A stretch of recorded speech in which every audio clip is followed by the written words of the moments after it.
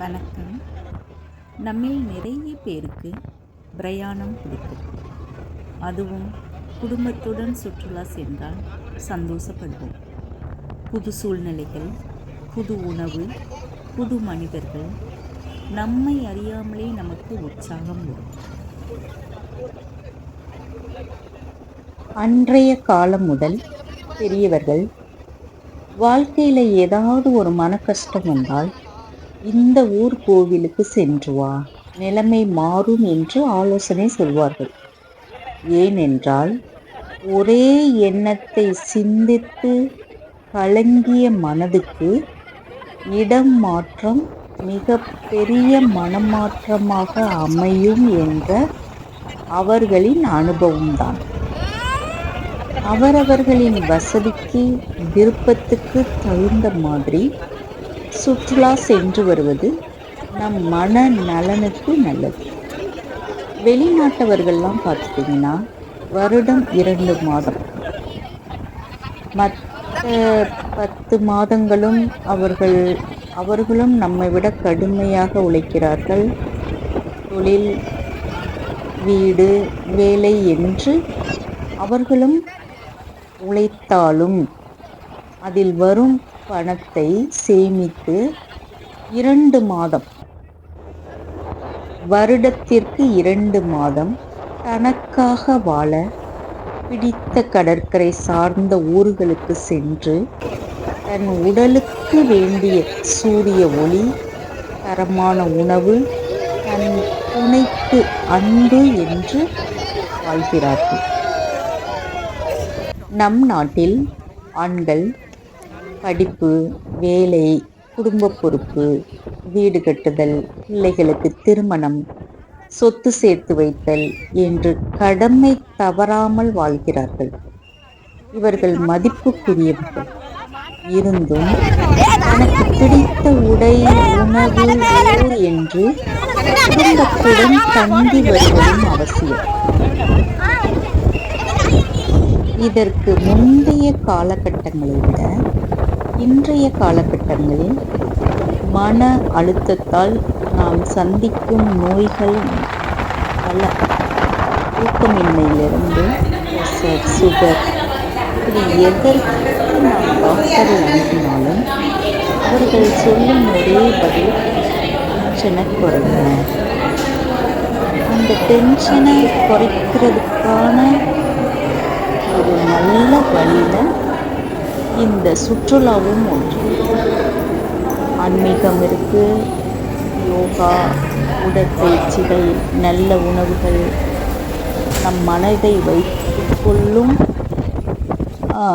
திறமைகள், இப்படி நிறைய விஷயங்கள் இருந்தாலும் இந்த பிரயாணம் எல்லாத்துக்கும் கொஞ்சம் ஆசுவாசப்படுத்துதுங்கிறதுல டாக்டர்களுக்கும் அசைக்க முடியாத நம்பிக்கை இருப்பதால் தான் எல்லா டாக்டர்ஸுமே எவ்வளோ பிஸியாக இருந்தாலுமே அவங்களுமே இந்த மாதிரி பிரயாணத்தை தேர்ந்தெடுத்து போகிறாங்க. ஸோ வயதான காலத்தில் தளர்வால் சிரமப்படும் நேரத்தில் எல்லா இடங்களுக்கும் சென்று வருவதும் அதற்கான துணை சூழல் அமைவதும் கடினம். வலி வலி என்று புலம்புபவர்கள் கூட தன்னை மறந்து புது இடத்தை ரசிப்பார்கள்.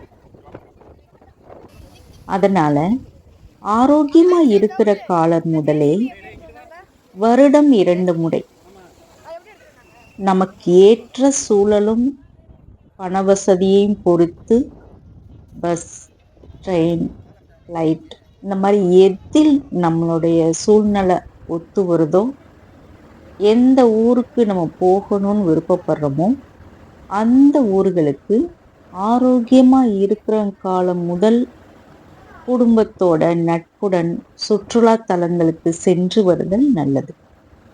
நல்லது நல்லது என்ன நல்லது? நாம் கடவுளை கோவிலில் மட்டும் அல்ல, அவர் படைத்த அனைத்திலும் அவரை காணலாம். கடல், வானம், சூரியன், சந்திரன், மலை, நீர்வீழ்ச்சிகள், காற்று, மலை, மேகம், பசுமையான பூமி, பாலைவனம், அடர்ந்த காடுகள், கனிகள், உணவு வகைகள், பூக்கள், விதவித முகத் தோற்றத்தில் வித்தியாசமான மனிதர்கள், இப்படி கடவுளின் கைவண்ணத்தில் ஏகப்பட்ட அழகுகள் நம்மை படைத்து வாழ வைப்பவரை நாம் இன்னும் அதிகமாக நெருங்க பிரயாணம் உதவும். இது எல்லாம் நம்ம ரசிப்போம். இது நம்ம வீடு, வேலை அப்படி இருக்கும்போது நம்ம கண்ணுக்கு முன்னாடி இதெல்லாம் தெரிஞ்சாலும் நம்ம கடந்து போயிட்டு இருப்போம் மொழிய ரசிக்க நேரம் இருக்காது. இப்படி இந்த மாதிரி இடங்களுக்கு சென்றால் மட்டுமே நம்மளுடைய மனம் அமைதியாகி அதையெல்லாம் ரசிக்கும். நம்மை படைத்து வாழ வைப்பவரை நாம் இன்னும் அதிகமாக நெருங்க இந்த மாதிரி பிரயாணங்கள் உதவுகிறது. இது நம் மனதில் மிகப்பெரிய நல்ல அதிர்வை கொடுக்கிறது. நல் அதிர்வால் மட்டுமே நல்ல மன நலனும் உடல் நலனும் நமக்கு கிடைக்கும். இவ்வளவு நன்மைகளை தரும் சுற்றுலா நம் வாழ்வுக்கு நன்மை செய்கிறது என்பதை புரிந்து கொண்டு சுற்றுலா செல்வதில் கவனம் செலுத்துவோம். உடல் ஆரோக்கியத்திற்கும் மன ஆரோக்கியத்திற்கும். நன்றிகள்.